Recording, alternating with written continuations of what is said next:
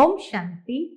आज है 25 अगस्त 2026 और आज हम सबकी प्यारी प्रकाशमणि दादी जी का स्मृति दिवस है, जब दादी जी ने अपनी संपूर्ण अवस्था को प्राप्त कर अव्यक्त वतनवासी बने। दादी प्रकाशमणि जी ने साकार बाबा के जाने के बाद इस ईश्वरीय यज्ञ की बागडोर संभाली और उस समय से लेकर के एकनिष्ठ होकर के हर कार्य यज्ञ का बहुत सुचारू रूप से चलाया और सभी यज्ञ वत्सों के सामने एक एग्जाम्पल बनकर के रही। दादी जी की विशेषताओं का वर्णन करें तो कभी अंत नहीं हो सकता, लेकिन आज दादी जी की पुण्य स्मृति दिवस पर हम सभी की बहुत हार्दिक भावपूर्ण भावांजलि कहो, श्रद्धांजलि कहो, हम दिल से अर्पित करते हैं और दादी जी को सदैव अपने आदर्श मानते हुए सदा उनके समान बनने का लक्ष्य रखते हैं। हर ब्रह्मा कुमारी का ये लक्ष्य जरूर रहेगा। हमें बनना है तो दादी जी जैसा बनना है, निर्मल, पवित्र और सदा बाबा की याद में मगन। सुनते हैं आज के बाबा के अनमोल मधुर महावाक्य। ओम शांति। मीठे बच्चे, बाप और वर्षे को याद करने में तुम्हारी कमाई भी है तो तंदुरुस्ती भी है। तुम अमर बन जाते हो। आज की मुरली से प्रश्न है, हृदय को शुद्ध बनाने की सहज युक्ति कौन सी है? उत्तर है, कहां भी रहो ट्रस्टी होकर रहो। हमेशा समझो हम शिव बाबा के भंडारे से खाते हैं।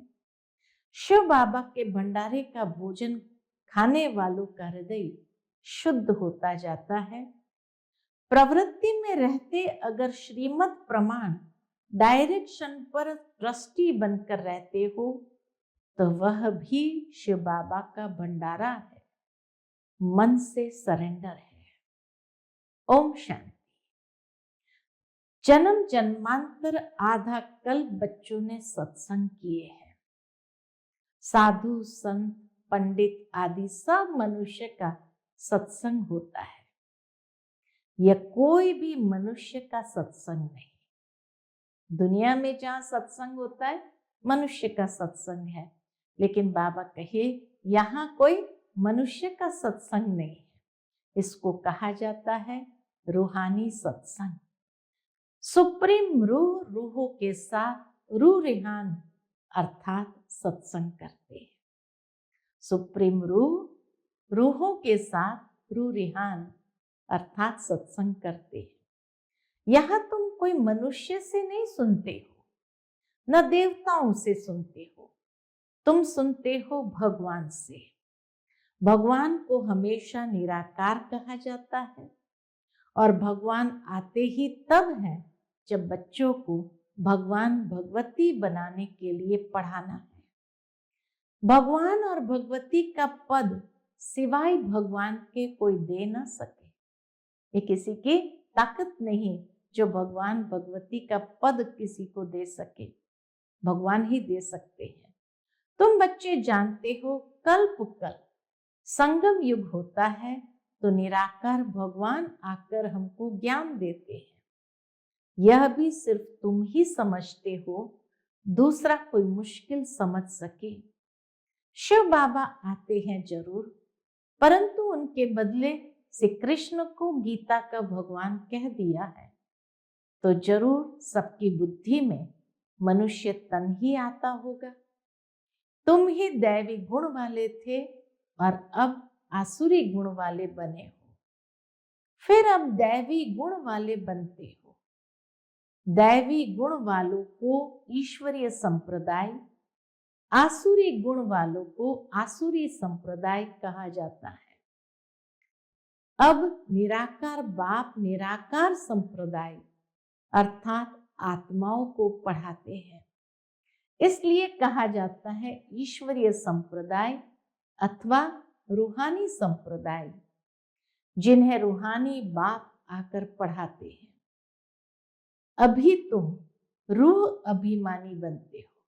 आज बाबा ने आत्म अभिमानी को एक नया शब्द दिया कि अभी तुम रूह अभिमानी बनते हो। हम आत्मा है, बाप हमको पढ़ाते हैं, कहते हैं मुझे याद करो तो तुम्हारे विकर्म विनाश होंगे। रूहों को ही पढ़ाते हैं, वही नॉलेजफुल है, और ऋषि मुनि आदि तो सब नेति नेति कहते गए, अर्थात हम रूह को नहीं जानते। जब तक वह ज्ञान सागर सन्मुख न आए तो ज्ञान कैसे समझाएं? ये अच्छी रीति समझने की बातें हैं। हमको कोई मनुष्य नहीं पढ़ाते हैं, हमको बाप पढ़ाते हैं। वह है बेहद का बाप निराकार। यह भी बच्चों को समझाया है। साकार और निराकार दो बाप हर एक को होते हैं, एक रूहानी, दूसरा जिस्मानी। रूहानी बाप ही आकर रूहों को पावन बनाते हैं। तुम जानते हो हम पावन थे, पतित बने, फिर पतित से पावन कैसे बनते हैं? चित्र भी सामने है। बाबा राय देते हैं कि घड़ी घड़ी चक्र के सामने जाकर बैठो तो बुद्धि में सारा ज्ञान आ जाएगा कि हम अभी संगम युग पर बैठे हैं और सभी अपने को कलयुग में समझते हैं। कलयुग को घोर अंधियारा कहा जाता है। अभी तुम हो संगम पर, अभी तुमको रोशनी है। सतयुग में फिर तुमको यह ज्ञान नहीं मिलता है। बाप जब आते हैं तभी घोर सोजरा होता है। यह संगम युग है ही कल्याणकारी युग। इन जैसा युग कोई होता ही नहीं। जबकि बाप आते हैं, सतयुग को कल्याणकारी नहीं कहेंगे। वहां किसका कल्याण नहीं होता है। कल्याण संगम पर होता है। सतयुग में तो है ही कल्याण। संगम पर कलयुग को सतयुग कल्याणकारी बनाते हैं। संगम पर ही बाबा आकर कलयुग को सतयुग कल्याणकारी बनाते हैं।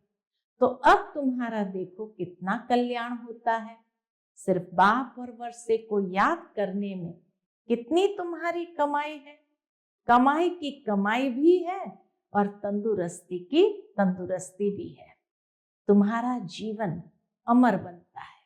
सतयुग में अमर पद को प्राप्त करते हैं। तुम्हारी कभी अकाले मृत्यु नहीं होती है। तो बच्चों को कितनी खुशी रहनी चाहिए, क्योंकि तुम्हारी बुद्धि में सारी नॉलेज है। यहां तुम बच्चे आते ही हो तो पुरुषार्थ कर म्यूजियम में चित्रों पर समझाने के लायक बनना चाहिए।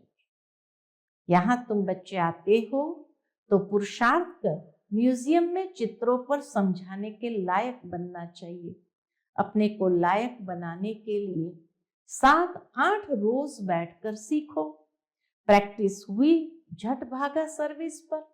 सर्विस करके फिर लौट आए, यह सीखना तो बहुत सहज है। चित्र को सामने देखने से ही बुद्धि में आ जाता है कि हम संगम पर बैठे हैं। आज की दुनिया में बहुत मनुष्य है, कल बहुत थोड़े होंगे। इतने ये सब वापस जाने हैं। अभी बाप स्वयं आए हैं, बच्चों की कितनी इज्जत रखते हैं। दूर देश का रहने वाला आया देश पराया। रावण का देश पराया देश है ना। राम के देश में तो कभी रावण आ न सके। अभी तुम बच्चों की परवरिश तो बाप के हाथ में है। बस तुम्ही से खाऊं, अर्थात तुम्हारे ही भंडारे से खाऊं।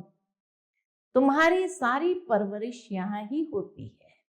कितनी प्यार से बाबा परवरिश करते हैं।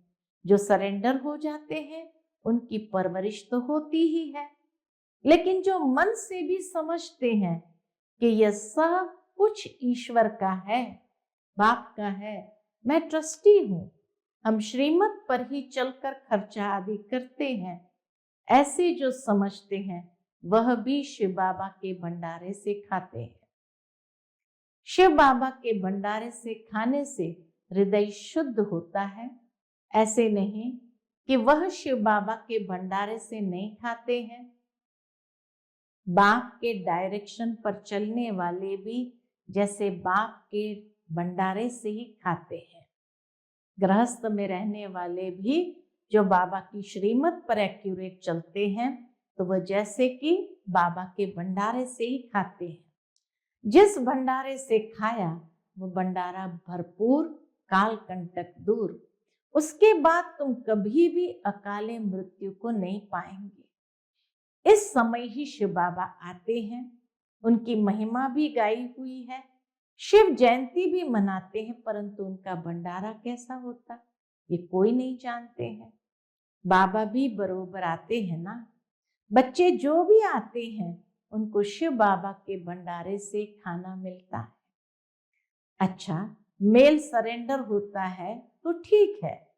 अगर वह सरेंडर नहीं होता तो माताएं क्या करें, क्योंकि कमाई है पति की। वह तो सरेंडर होता नहीं। वह तो जब आमदनी करे तब स्त्री खाए।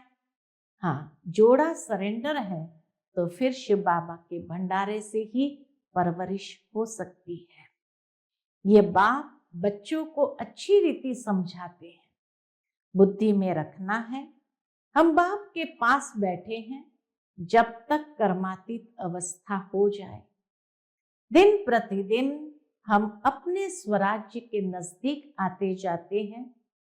समय बीतता जाता है, तुम नजदीक आते जाते हो। समय धीरे धीरे बीतता जा रहा है और हम अपनी नई दुनिया के नजदीक आते जाते हैं। सतयुग के पहले वर्ष में अब कितने वर्ष कहेंगे? सतयुग के पहले वर्ष में अब कितने वर्ष कहेंगे? अब कितना नजदीक आ गए हैं। बाप कहते बच्चे अब तुम्हारा 84 का चक्र पूरा होता है। अब तुम्हारा 84 का चक्र पूरा होता है। तुमने अब 84 जन्म के चक्र को जाना है। चक्र को देखने से ही कहेंगे हम अभी संगम पर हैं। इस तरफ है कलयुग, उस तरफ है सतयुग। कल हम अपने सुखधाम में होंगे। दुनिया को पता नहीं है, वह तो बिल्कुल ही घोर अंधियारे में है। तुम बच्चों को बहुत खुशी होनी चाहिए। बेहद के बाप से हम 21 जन्म की कमाई करते हैं। सदा सुख का वर्षा पा रहे हैं, ये खुशी रहती है। स्वर्गवासी बनना यह तुम्हारी ही तकदीर में है। स्वर्ग एक वंडरफुल चीज है। जैसे 7 वंडर्स दिखाते हैं ना, दुनिया के 7 अजायबी दिखाते हैं ना, यह तो सबसे बड़ा वंडर है, सबसे बड़ी अजायबी है। चित्र भी है वंडरफुल स्वर्ग के। यह लक्ष्मी नारायण स्वर्ग के मालिक थे, इसलिए बाबा ने लिखा था ऊपर में सूर्यवंशी का लिखो, उसके नीचे चंद्रवंशी का लिखो, तो आधा कल पूरा हो जाएगा। सूर्यवंशी, चंद्रवंशी 1250 वर्ष, माना टोटल 1250 तो 2500 वर्ष, तो फिर लाखों वर्ष की तो बात ही उड़ जाए। वहां बाहुबल में कितना खर्चा होता है, यहाँ शुरू से लेकर अंत तक कुछ भी खर्चा नहीं होता। यह तो बाप और बच्चों का हिसाब, खर्चे की बात ही नहीं है। यहाँ बच्चे आकर रिफ्रेश हो इसलिए मकान आदि बनाते हैं। बच्चों का ही पैसा है, सो भी कितने दिन तो पास हो गए, बाकी थोड़े दिन है, खर्चा कुछ भी नहीं। तुम जीवन मुक्ति पाते हो बिगर कौड़ी खर्चे। इसमें सिर्फ मेहनत की बात है। भगवान को तो सब भक्त याद करते हैं, परंतु ये नहीं जानते कि भगवान कौन है। भगवान को न जानने के कारण बहुतों को भगवान मान लेते हैं। अब तुम बच्चों को सच्चे बाप का परिचय देना है। तुम बच्चों को अथाह खुशी रहनी चाहिए। बेहद का बाबा हमको पढ़ाते हैं। स्वर्ग का मालिक बनाने के लिए बाबा आकर स्वर्ग की स्थापना और नरक का विनाश कराते हैं। इसलिए महाभारत लड़ाई भी साथ में है। हर 5000 वर्ष बाद ये चक्र फिरता है। बाप भी कल्प के संगम युगे आते हैं। गीता में उन्होंने फिर युगे युगे लिख दिया है, सो भी 5 युग है। 5 बार आए। मनुष्य कितने यज्ञ तप तीर्थ आदि करते हैं, समझते हैं ये सब रास्ते भगवान से मिलने के हैं, परंतु भगवान के पास तो कोई भी जा नहीं सकते हैं।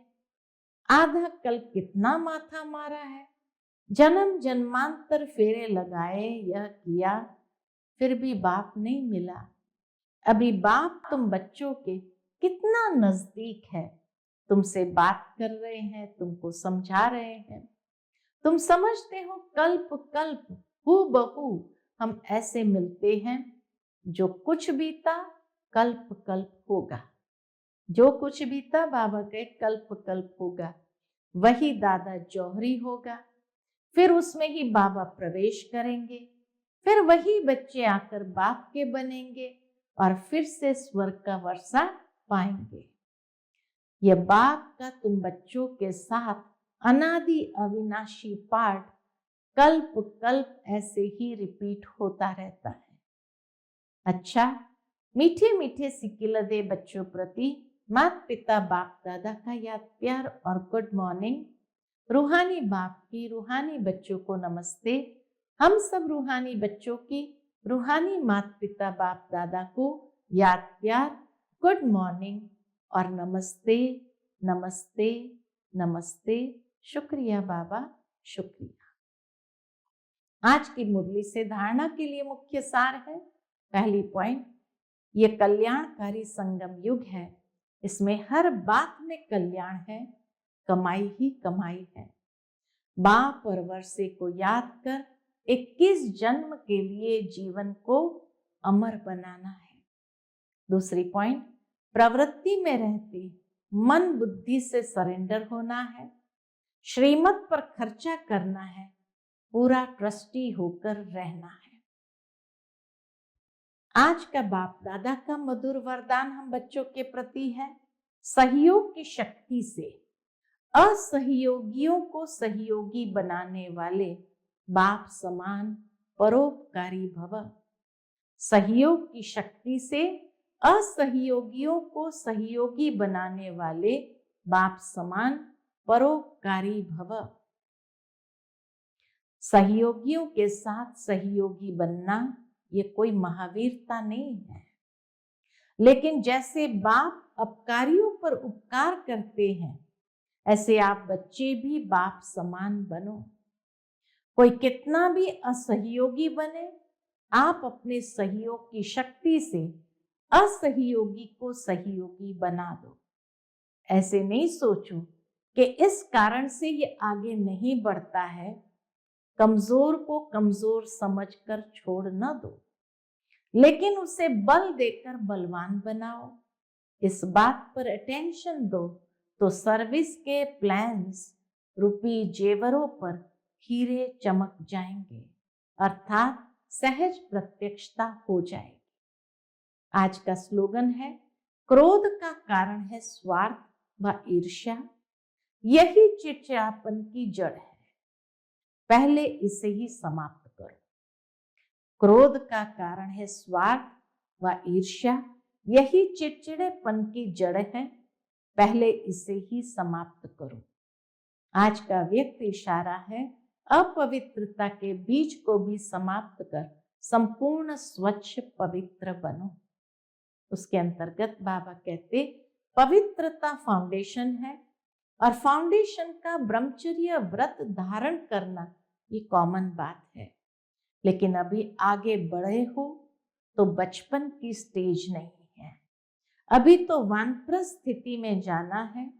मैं ब्रह्मचारी तो रहता हूं, पवित्र तो है ही, सिर्फ इसमें खुश नहीं हो जाओ। मूल फाउंडेशन है, अपने संकल्प को शुद्ध बनाओ, ज्ञान स्वरूप बनाओ, शक्ति स्वरूप बनाओ। फिर आज दादी जी की गुप्त पुरुषार्थ की संपूर्णता प्राप्त करने के लिए जो गुप्त पुरुषार्थ किया वह बातें लिखी है। संपूर्णता को प्राप्त करने के लिए दादी प्रकाशमणि जी का गुप्त पुरुषार्थ 19वें पुण्य स्मृति दिवस निमित्त विशेष धारणाएं दादी जी की। पहली धारणा, दादी जी ने सब जवाबदारियां संभालते हुए लक्ष्य रखा कि मुझे सर्वगुण संपन्न, सर्व कलाओं में संपन्न, निर्विकारिता में भी संपन्न बन संपूर्णता की मंजिल को प्राप्त करना ही है। दूसरा, दादी जी ने मन वचन कर्म से डबल अहिंसक बन सबको सुख दिया और सुख लिया। मनसा से भी किसी आत्मा को न दुख दिया और न दुख लिया। तीसरी बात, दादी जी सदा एक बाप के ही आकर्षण में रही। उन्हें किसी भी पुरानी वस्तु, व्यक्ति व तत्व ने अपने तरफ आकर्षित नहीं किया। सदा एक बाप की याद में रह अपनी सूक्ष्म वृत्तियों को भी एकाग्र किया। चौथी बात, सदा साक्षीपन की स्टेज में रह सदा साथी के साथ का अनुभव किया। उनकी दृष्टि वृत्ति में रूहानियत और अलौकिकता थी। उनके संस्कारों में इतनी रॉयल्टी थी जो उनकी आंख किसी में भी नहीं डूबी। पांचवी बात, उन्होंने किसी का अवगुण चित्त पर नहीं रखा, किसी के अवगुण नोट नहीं किए। सदा पर चिंतन, पर दर्शन और पर मत से मुक्त रह स्वचिंतन में रही। छठी बात, दादी जी ब्रह्मा बाप के समान सदा निर्माण रही। निराकारी और निरहंकारी स्थिति में रहने का अभ्यास किया। सदा स्वयं को सेवाधारी समझा, कभी अपनी महिमा स्वीकार नहीं की।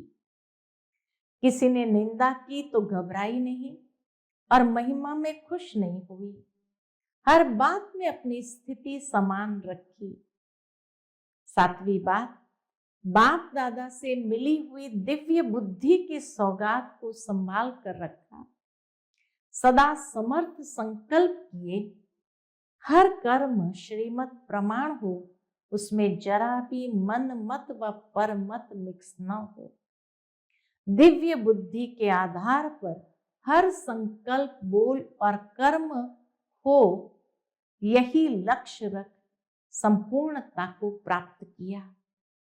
आठवीं बात, सदा एक बल, एक भरोसा, एक से ही सर्व संबंध, किसी तरफ भी झुकाव लगाव नहीं।